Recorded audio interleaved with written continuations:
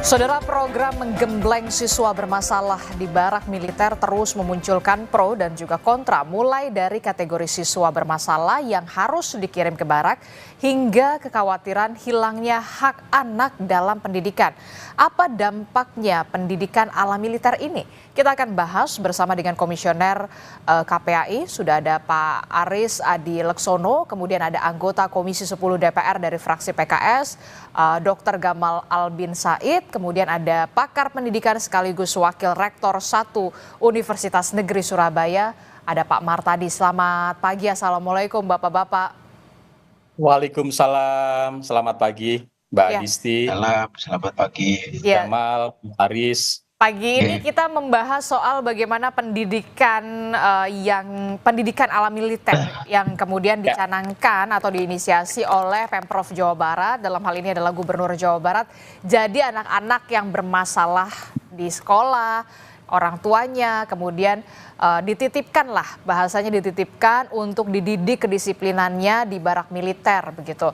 Nah, saya mau ke KPAI dulu. Pak Aris, kalau Anda melihat dari KPAI, kebijakan ini tepat atau tidak? Ya, tapi belum bisa sampai kepada tepat atau tidak ya, karena ini juga baru berjalan dan kami akan melakukan pengawasan. Tapi pada prinsipnya begini, anak ini masuk dalam kelompok rentan begitu. Karena dia masuk dalam kelompok rentan, maka dia butuh pendekatan-pendekatan khusus, dia butuh perlindungan. Nah, di dalam ruang lingkup perlindungan anak itu ada tahapan bagaimana pemenuhan hak anak yang kemudian baru pada tahapan perlindungan khusus anak. Artinya, kalau kemudian program ini menyasar kepada anak-anak yang dalam tanda kutip ya, di stigma anak nakal, anak bermasalah, ini saya kira juga persoalan tersendiri karena akan kemudian menjadi anak korban stigma begitu.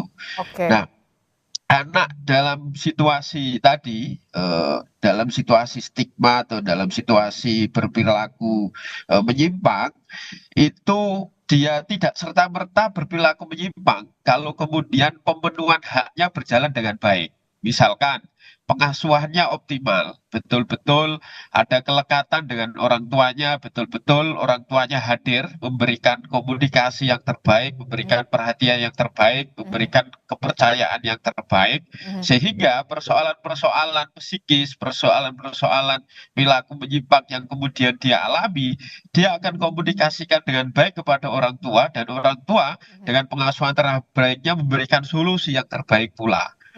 Yang berikutnya tentu ada satuan pendidikan. Satuan pendidikan juga punya peran bagaimana kemudian memberikan hak kepada anak-anak terkait pendidikan, terkait pemanfaatan waktu luangnya, pengenalan budayanya, agar kemudian dia mampu tumbuh dengan mental yang memiliki ketahanan, memiliki self control ya terhadap dirinya, agar kemudian tidak masuk dalam perilaku-perilaku menyimpang atau pergaulan-pergaulan menyimpang ya kan, atau lingkungan-lingkungan yang negatif. Kalau hak ini dipenuhi, maka tidak perlu kemudian membutuhkan perlindungan khusus. Nah, pertanyaannya adalah bagaimana kemudian pemerintah daerah berupaya untuk memenuhi hak ini dulu begitu. Tidak kemudian serta-merta ada anak nakal sementara haknya belum terpenuhi, kemudian anaknya dititipkan. Anaknya harus menanggung akibat itu begitu, dalam bentuk mengikuti pendidikan khusus yang ala militer, yang tentu itu banyak yang tidak relate, tidak sesuai dengan masa tumbuh kembang anak. Nah, ini saya kira problem mendasar. Maka sebenarnya yang strategis adalah bagaimana memastikan dulu hak-hak mereka terpenuhi. Dalam hal ini ya, pemerintah Provinsi Jawa Barat memenuhi hak-hak tadi, sehingga akan optimal dan berdampak masif tidak hanya kepada anak yang kemudian menjadi korban stigma nakal tadi atau bermasalah tadi. Dan ini tentu akan lebih bermanfaat dan strategis gitu kan. Tapi kan sudah kepalang tanggung Pak Adi, tapi kan sudah kepalang tanggung ya, ketika anak-anak itu dimasukkan atau dititipkan di barak militer, sudah terlihat, oh berarti anak-anak ini masuk dititipkan ke barak militer militer stigmanya sudah jelas anak-anak bermasalah. Ini kan berarti tidak, orang tuanya juga mau loh tanda tangan juga seizin dari orang tua, karena kan harus ada izin dari orang tua kemudian baru bisa dititipkan ke barak militer. Apakah ini melanggar hak anak? Ya, orang tua juga kita harus kemudian melihat apakah orang tua sadar akan tanggung jawab pengasuhannya gitu. Nah, justru ini kita khawatir jangan-jangan nanti malah kemudian orang tua mengabaikan begitu saja kewajiban memberikan pengasuhan positif gitu, dengan memudahkan langkah-langkah, oh ya anak saya sudah begini udahlah diserahkan saja. Sementara di dalam prinsip perlindungan anak ada namanya prinsip non diskriminatif, ada prinsip kepentingan terbaik buat anak, ada prinsip partisipasi anak, bagaimana kemudian dialog, bagaimana kemudian komunikasi antara orang tua dan anak itu kemudian lebih penting, karena perubahan anak dari sisi penguatan karakter dan lain sebagainya kalau dibangun dengan partisipasi anak, kemudian tidak ada diskriminasi di situ, tidak ada kepentingan terbaik, tidak mengabaikan kepentingan terbaik bagi anak, maka anak akan tumbuh kesadaran untuk kemudian bertanggung jawab atas perilakunya, melakukan kontrol kepada dirinya agar kemudian tidak terlibat kepada lingkungan-lingkungan yang negatif. Oke, tapi kemudian yang jadi permasalahan adalah orang tua mereka sendiri sudah tidak sanggup, begitu banyak yang sudah tidak sanggup, akhirnya kemudian menyerahkan tanggung jawab sebagai orang tua kemudian untuk bisa dididik anaknya di barak militer tersebut, begitu ya, karena memang sudah nggak tahu lagi mau mendidiknya seperti apa gitu loh. Nah, pemerintah daerah punya kewajiban untuk kemudian meningkatkan kapasitas orang tua dalam melakukan pengasuhan yang positif, sehingga dia punya kesanggupan, karena hak utama di dalam konteks membangun kepribadian karakter anak ya adanya di anak punya hak untuk mendapatkan pengasuhan langsung dari orang tuanya. Oke, tapi saya ke Pak Martadi dulu selaku pakar pendidikan. Saya ke Pak Martadi. Pak Martadi, Anda melihat program semacam ini berdampak positif atau kemudian kurang tepat atau seperti apa? Ataukah kemudian ini adalah baru pertama kali dilakukan? Kalau tidak salah saya juga pernah menjalani dulu, sekolah saya ada LDKS namanya, latihan dasar kepemimpinan siswa. Apa perbedaannya, bisa dijelaskan Pak Martadi? Ya, jadi begini Mbak Adisti, Mas Dr. Gamal, Mas Aris ya. Jadi kalau kita melihat pendidikan ala militer ini kan bukan tujuan ya, tetapi lebih kepada alat ya untuk menumbuhkan karakter anak ya, disiplin, tanggung jawab dan sebagainya dengan pendekatan ala militer tadi. Jadi ini sifatnya adalah komplemen, bukan pendidikan utama. Pendidikan utama ya di sekolah tadi. Apakah di sekolah tidak ada pendidikan karakter? Ada. Tetapi ketika dengan pendidikan karakter di sekolah tidak cukup mampu buat anak untuk ditumbuhkan nilai-nilai tadi, lalu guru merasa kesulitan, orang tua merasa kesulitan, lalu kemudian muncul ya pemikiran bagaimana kalau dididik dengan cara militer. Apa ini hal yang baru? Tidak. Sebelumnya juga pernah ada banyak sekolah yang bekerja sama dengan militer untuk pendidikan LDKS, baris berbaris dan sebagainya. Hanya problemnya adalah saat itu anak-anak tidak dilabelin dengan istilah anak nakal. Betul, tidak ada stigma semacam itu. Betul, tidak ada stigma itu. Nah, problemnya adalah ini dari awal anak-anak ini kemudian sudah dilabel anak nakal, lalu kemudian harus dididik dengan cara militer. Padahal cara militer tidak hanya untuk anak nakal, anak baik-baik pun yang dia ingin mandiri, dia ingin tumbuh korsa, ingin tumbuh kebersamaan, bagus itu ya, nggak ada masalah gitu ya. Itu yang pertama. Yang kedua, apakah ini melanggar sistem pendidikan kita? Memang di dalam Undang-Undang 20 tahun 2003 ada yang namanya pendidikan khusus atau pendidikan alternatif. Itu adalah pendidikan yang diorientasikan untuk anak-anak yang punya masalah khusus. Yang disebut masalah khusus itu adalah ada anak jalanan, anak inklusi, anak nakal dan sebagainya. Ya, sehingga memang sebenarnya di dalam sistem pendidikan kita ada ruang itu, gitu ya, ruang itu. Lalu berikutnya, saya sepakat dengan Pak Aris. Memang karena namanya khusus, maka ini nggak mungkin akan bisa menyelesaikan semua anak, cocok untuk semua anak. Ya, pasti hanya anak-anak tertentu yang sesuai. Maka menjadi penting ketika anak sebelum dilakukan pendidikan ala militer, maka anak harus dideteksi dulu Di assessment dulu. Betul, assessment dulu masalahnya apa ini? Karena tidak semua anak cocok. Anak yang punya masalah kesehatan, anak yang punya introvert, anak yang kemudian dia itu punya masalah terkait dengan dia sukanya bidang seni yang bebas, itu nggak cocok. Sehingga pendidikan ala militer sesuai jika diberlakukan pada anak-anak yang tepat dan tidak dilabelin dengan predikat-predikat anak nakal. Karena ada ala yang lain, kenapa nggak dibawa ke pendidikan ala pesantren? Kenapa tidak di pendidikan ala yang lain? Jadi banyak ala-ala yang lain yang bisa dilakukan untuk menangani masalah anak. Bergantung kepada masalahnya apa dulu nih. Jangan sampai nanti begitu sudah dididik di barak militer, hanya 6 minggu pulang, masalahnya anak nggak terselesaikan. Padahal masalahnya anak itu adalah masalah dengan orang tua, masalah dengan lingkungan dan sebagainya. Maka tidak akan efektif jika hanya 6 bulan akan mampu merubah semua perilaku anak secara. Saya tangkap. Jadi harus diidentifikasi dulu permasalahan anak-anak ini. Apakah cocok, tidak, kemudian dititipkan di pendidikan militer begitu ya, di barak militer ini. Kalau harus ada assessment dulu ya, Pak Martadi ya.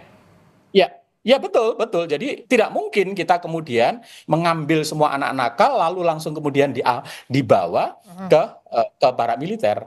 Harus di assessment. Mereka Dan itu tugas siapa? Tugas dari sekolah, guru sekolahnya? Pastinya adalah tugas sekolah dengan tim yang ada dari pemerintah daerah. Apa? Ada DP3A PPKB. Ya di situ ada dinas yang menangani itu. Lalu anak-anak ini di assessment dulu, di mapping masalahnya apa, sesuaikah anak ini memang cocok untuk pendidikan ala militer. Kalau masalahnya ini nggak disiplin, anak ini nggak tanggung jawab, mungkin bisa. Dengan catatan secara fisik memang anak-anak ini memenuhi, ya. Kemudian orang tua ada kesadaran dan sebagainya. Sehingga jangan sampai kemudian anak langsung ditangani dengan ala militer tanpa mempertimbangkan akar masalahnya dan sesuai nggak untuk anak itu. Oke, baik. Saya sudah menangkap permasalahannya begitu ya. Akar masalahnya dari Pak Aris dengan penjelasannya, kemudian dari Pak Martadi dari penjelasannya. Nah, kalau dari DPR sendiri, perpanjangan tangan dari rakyat di Komisi 10 DPR, Dr. Gamal, Anda masuk yang setuju dengan pendidikan ala militer ini di barak militer dengan anak-anak bermasalah sudah terlabeli, sudah kadung terlabeli, atau kemudian harus ada lebih matang dulu konsepnya, harus dikaji dulu sebelum nanti implementasinya benar-benar dilaksanakan, walaupun sekarang sudah dilaksanakan, Dr. Gamal? Iya, terima kasih. Selamat pagi rekan-rekan semua, Mbak Adisti. Pertama, saya mencoba mempelajari secara akademis dan ilmiah ya, bagaimana hasil penelitian pada penggunaan ya pendidikan militer pada remaja.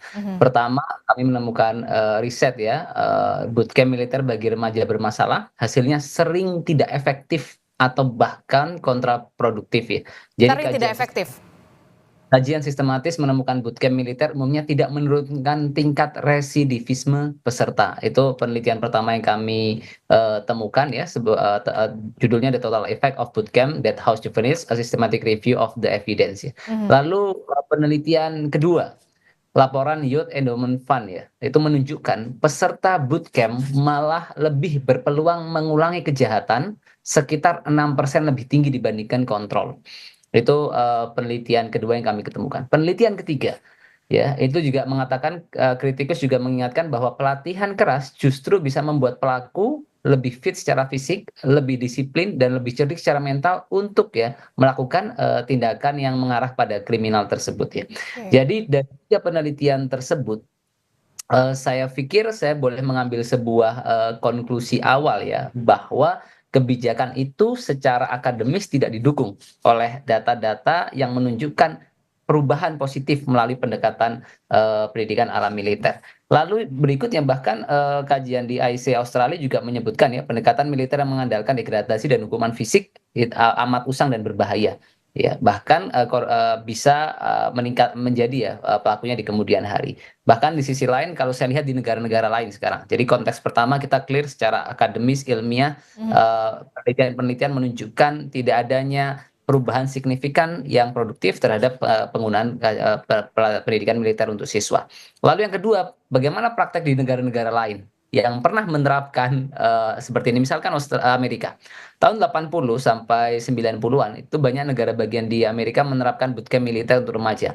Tapi evaluasinya sama, menunjukkan tidak ada pengaruh signifikan terhadap pengulangan kejahatan ya. Lalu akhirnya pada tahun 2000-an, sebagian besar camp itu ditutup karena biaya tinggi dan rendahnya efektivitas. Dan ini poin pentingnya. Sebaliknya program intervensi berbasis konseling, resosialisasi dianggap lebih efektif mengurangi residivisme, termasuk tadi ya bagaimana meningkatkan secara sosial dan lain sebagainya. Di Inggris, Australia juga ya, misalkan studi di internasional menemukan hasil serupa. Di Inggris 2 camp militer remaja yang pernah dijalankan hanya menunjukkan penurunan residivisme sementara. Setelah 1-2 tahun tidak ada perbedaan signifikan dengan tahanan biasa.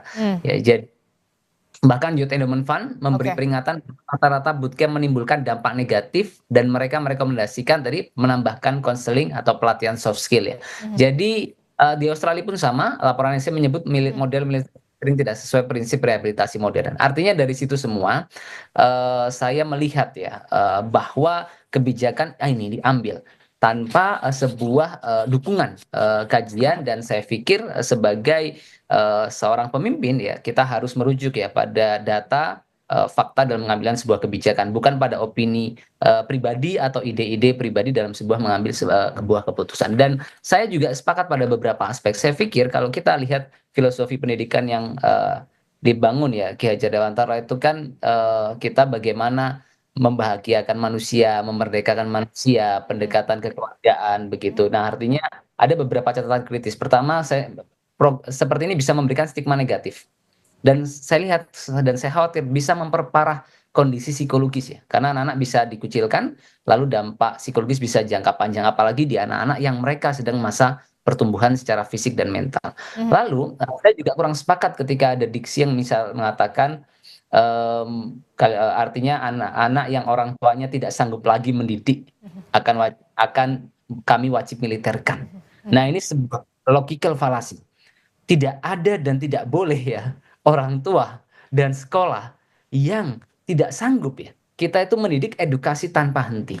Nah, jadi tidak ada titik dalam proses pendidikan di mana anak-anak atau orang tua sekolah melepaskan anak-anak dalam proses pendidikannya. Nah, saya pikir itu beberapa catatan ya, dan mungkin saya pikir kita perlu ya bagaimana menggunakan pola pendekatan yang berbeda, dan kembali ke argumentasi saya yang pertama tadi bahwa semua kebijakan harus didukung oleh ya analisis data fakta yang mendukung kebijakan tersebut. Oleh karena itu mungkin saya melihat dari ini semua saya tidak sepakat. Oke, jadi Dr. Gamal adalah orang yang tidak sepakat dengan adanya pendidikan berbasis militer begitu ya, anak bermasalah begitu dititipkan ke barak militer begitu, dengan tadi analisa-analisa Anda begitu ya, penelitian-penelitian yang memang sudah dilakukan begitu di sebelumnya begitu. Nah, kalau dari Komisi 10 fungsi pengawasan seperti apa yang nanti akan dilakukan? Apakah nanti Komisi 10 juga akan memanggil Gubernur Jawa Barat termasuk juga Pemprov, Dinas Pendidikan Jawa Barat yang kemudian harus juga bertanggung jawab bagaimana untuk duduk bersama, solusinya akan seperti apa? Tapi jangan jadi jawab dulu Dr. Gamal, termasuk juga bagaimana pengawasan yang akan dilakukan KPAI, sementara dari pakar pendidikan seharusnya sistem yang seperti apa yang kemudian cocok untuk bisa diterapkan di Indonesia dengan karakteristik anak-anak yang berbeda-beda di setiap daerahnya, termasuk juga perbedaan masalahnya. Nanti kita akan ulas lagi di segmen berikutnya. Tetaplah bersama kami di Sapa Indonesia Pagi. Kami akan segera kembali.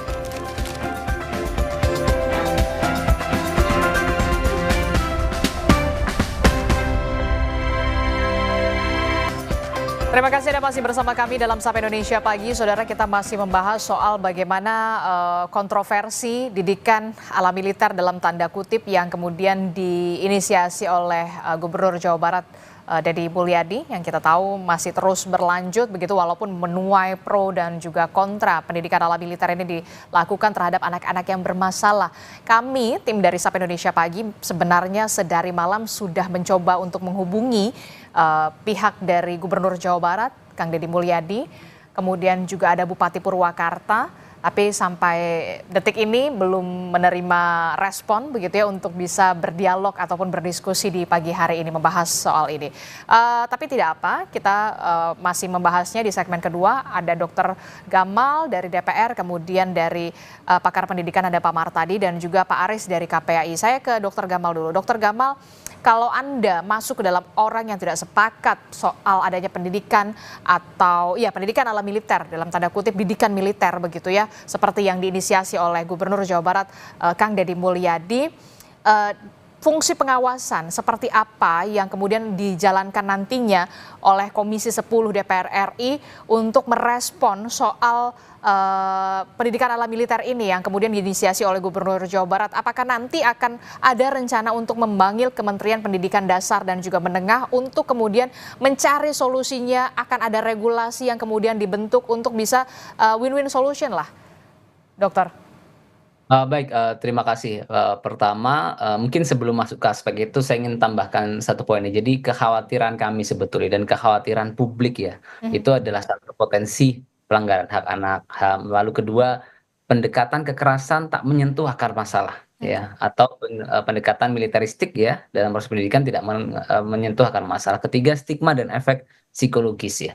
Keempat tadi, inkonsistensi dan tumpang tindih kewenangan ya. Jadi ini menjadi satu poin yang penting ya, artinya pelibatan TNI dalam proses pendidikan anak itu apakah menjadi bagian dari tugas pokok fungsi, termasuk apakah hal ini sudah melalui ya proses komunikasi dengan berbagai stakeholder sehingga kebijakan itu menjadi lebih matang. Termasuk analisis kritisnya adalah efektivitas jangka panjang. Apakah ini efektif target jangka panjang? Lalu juga ada juga apakah kita tidak bisa memilih misalkan alternatif yang lebih humanis dan komprehensif dalam proses pendidikan ini, termasuk saya pikir perlu adanya audit dan evaluasi dari program pilot yang mungkin sudah dimulai dalam hal ini. Nah, menjawab pertanyaan, tentu pertama kami melihat ya, saya sebagai anggota DPR punya tanggung jawab moral dan tanggung jawab institusional untuk menangkap aspirasi masyarakat dan kekhawatiran, dan tentu kami akan komunikasikan ke rekan-rekan di Komisi 10 untuk bagaimana bisa menyikapi ini secara fungsi dan tugas kami di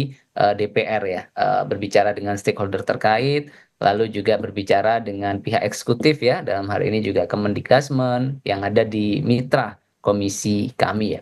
Lalu kedua, mungkin juga harapan saya dari lubuk hati paling dalam ya, itu bagaimana pendidikan ini kita nggak bisa coba-coba, sehingga setiap ada sebuah kebijakan pendidikan yang diambil itu harus melalui ya proses analisis public policy yang kuat untuk apa? Memitigasi berbagai resiko-resiko negatif yang mungkin muncul dari kebijakan tersebut, sehingga harapan saya kebijakan ini bisa melibatkan ya komunikasi seperti mungkin rekan-rekan dari KPAI ya, lalu pakar seperti Pak Martadi dan rekan-rekan lain, bahkan dengan pihak PGRI dan mungkin juga berbagai entitas-entitas pendidikan lainnya ya, bahkan seperti ormas-ormas yang punya concern di pendidikan ya, seperti NU Muhammadiyah dan lain sebagainya. Nah, itu tentu akan memperkaya. Sehingga harapan kami melalui komunikasi dengan stakeholder tersebut ya, lalu dengan kajian yang matang oleh pakar ya, lalu melibatkan pihak akademisi, kita akan mengambil sebuah konklusi kebijakan apakah ini efektif atau tidak. Kemudian kalaupun mau diterapkan, akhirnya ada sebuah upaya untuk mitigasi sebuah resiko yang ada. Terima kasih.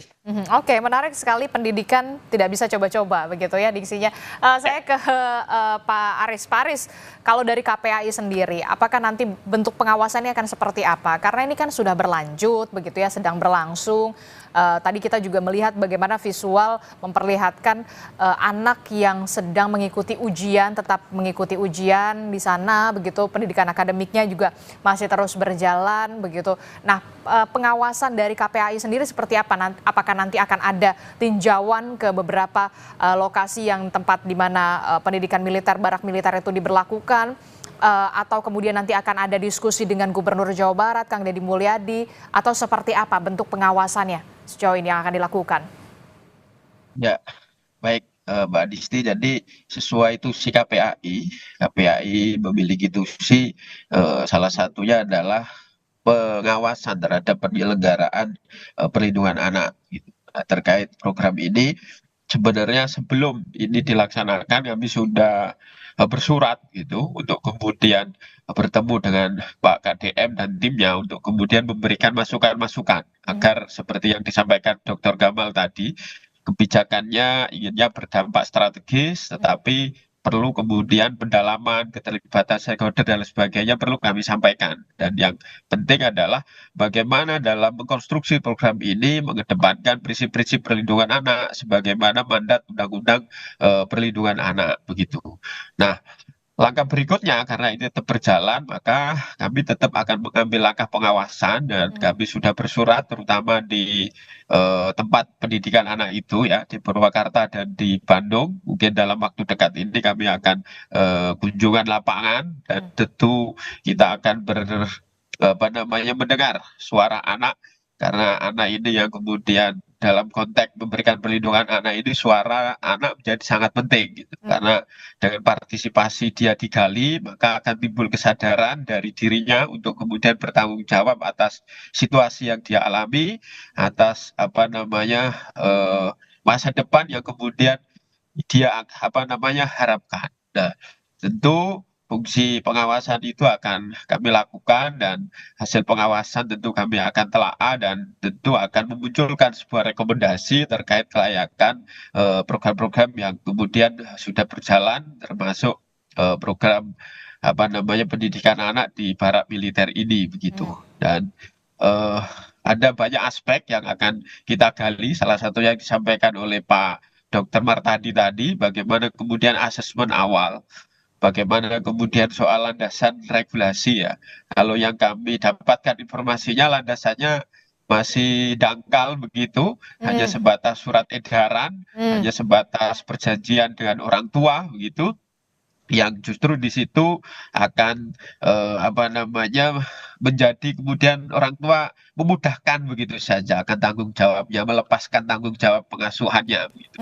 Dan tentu banyak regulasi-regulasi yang harusnya menjadi pertimbangan sehingga program yang diharapkan punya dampak strategis ini betul-betul bisa berjalan secara strategis karena ada hal yang lebih strategis menyangkut bagaimana kita melakukan perlindungan terhadap anak yang saya sampaikan di awal, mengoptimalkan.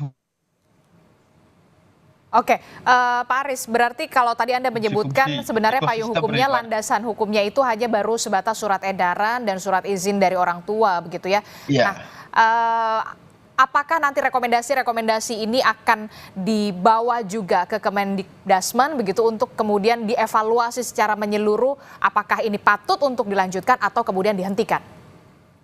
Ya, tentu hasil pengawasan kami sampaikan kepada stakeholder terkait ya, baik Kemendikbud ya, dan tentu menyangkut anak kan juga ada Kemen PPA, ada Kemensos ya, yang satu sama lain akan kemudian bisa terlibat bagaimana melihat strategis atau tidak, berdampak sistemik, berdampak jangka panjang atau tidak program ini gitu.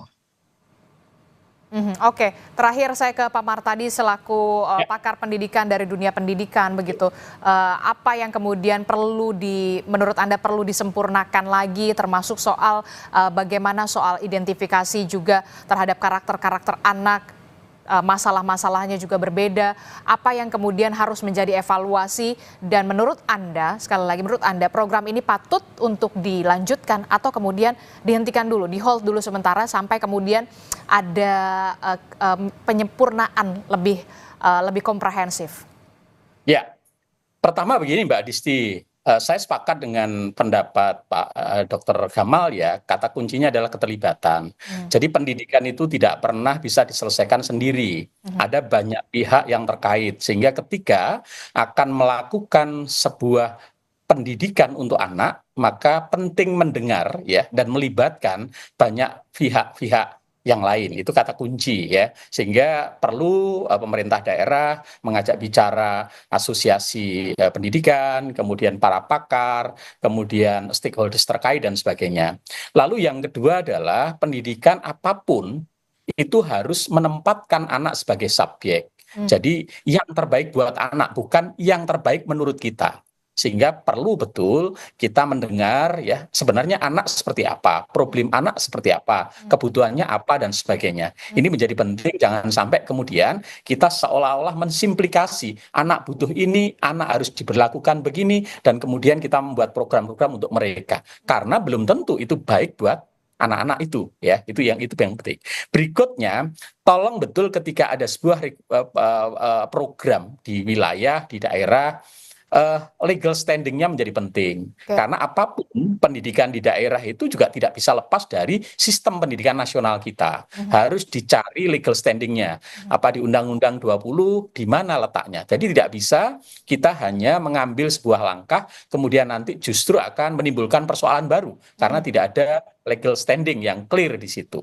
Nah, legal standing ini sekaligus akan memastikan keberlanjutan. Jadi pendidikan itu tidak bisa disimplikasi hanya 6 minggu selesai. Tidak bisa begitu. Pendidikan itu adalah panjang, jangka panjang.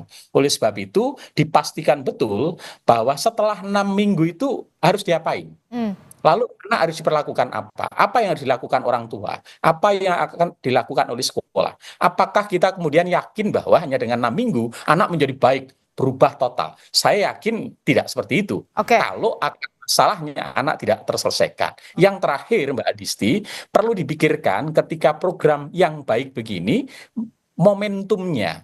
Momentumnya itu kan jangan sampai kemudian anak ini pas saat ujian dia harus ujian di tempat pelatihannya. Kenapa tidak dirancang pada saat liburan? Itu bagian dari mengisi ya di hari libur anak. Lalu anak-anak juga tidak distereotip karena memang di situ bagian dari pendidikan kedisiplinan, pendidikan kebersamaan dan sebagainya tidak lagi disebut dengan pendidikan ala militer, tapi lebih kepada bintal ya, pembinaan mental, karakter buat anak-anak. Itu saya pikir akan jauh lebih bisa diterima dan anak-anak tidak terstereotip dengan label tertentu. Kira-kira itu, Mbak. Tidak terstigma, tapi pertanyaan saya kemudian singkat saja. Menurut pandangan Anda, ini dihentikan dulu sementara sampai ada evaluasi menyeluruh komprehensif untuk nantinya akan dihentikan atau kemudian dilanjutkan? Pandangan Anda? Ya tentu yang sekarang sudah berlangsung karena sudah dirancang programnya untuk sekian hari, kurikulum silabusnya sudah dirancang, selesaikan itu. Tapi jangan kemudian langsung nanti diikuti dengan yang lain. Selesaikan dulu ini program ini, dievaluasi, baik evaluasi proses, evaluasi hasil, sambil kemudian untuk ditata kembali hal-hal yang perlu disempurnakan sehingga pada berikutnya nanti jauh lebih baik seperti harapan yang disampaikan oleh teman-teman Pak Dr. Kamal, kemudian Mas Aris dan sebagainya. Ya, saya kira itu Mbak Disti. Outputnya, assessmentnya, outputnya program ini dinilai berhasil atau tidak, efektif atau tidak, outputnya akan seperti apa? Kuncinya adalah perubahan perilaku. Apakah anak setelah kemudian 6 minggu dididik itu perilakunya berubah? Apakah perilakunya itu permanen dan sebagainya? Dan itu nggak cukup hanya dilihat pada saat berada di tempat pendidikan, tetapi ketika dia kembali ke orang tua, ke masyarakat, itu justru yang terpenting. Jangan sampai nanti di tempat pelatihan mereka kemudian berubah, tapi begitu kembali ke orang tua, berinteraksi dengan lingkungan balik lagi, maka tidak efektif. Justru yang penting adalah perubahan perilaku yang lebih baik dan itu relatif permanen menjadi habit anak-anak kita dan dia menjadi anak-anak yang lebih berkarakter positif.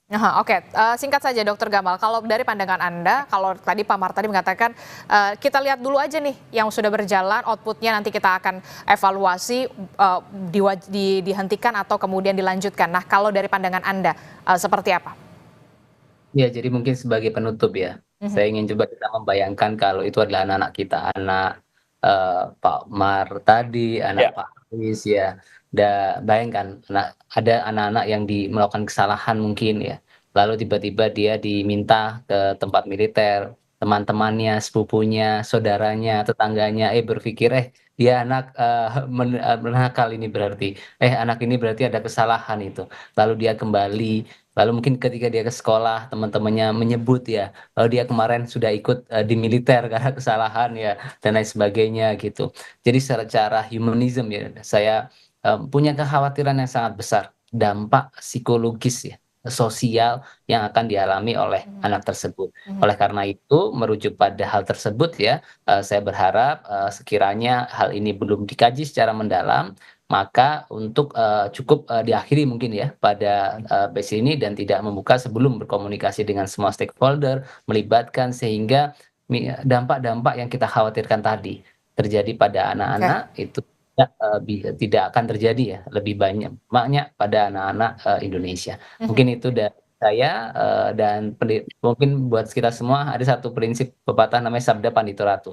Pemimpin itu kalau sudah mengucapkan sesuatu ya, mengambil keputusan sebenarnya tidak bisa ditarik lagi. Oleh karena itu, ke depan kebijakan pendidikan harus dikaji secara mendalam dan betul-betul mempelajari ya, menganalisis semua aspek yang terlibat dalam proses kebijakan tersebut. Oke. Terima Oke, baik. sekian, cukup sekian dan terima kasih. Oke, baik Dokter Gamal. Terakhir, Pak Aris dari KPAI sendiri, menurut Anda perlu kemudian ada penghentian sementara untuk ada evaluasi rekomendasi dari KPAI atau seperti apa? Singkat saja penutup.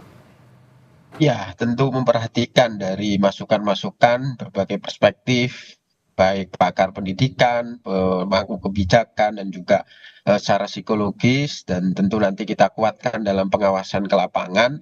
Maka yang berjalan ini tentu harus kemudian dilakukan evaluasi. Jika kemudian evaluasinya mengarah kepada dampak-dampak atau output yang tidak strategis, ya tidak perlu kemudian dilanjutkan di tahap-tahap berikutnya.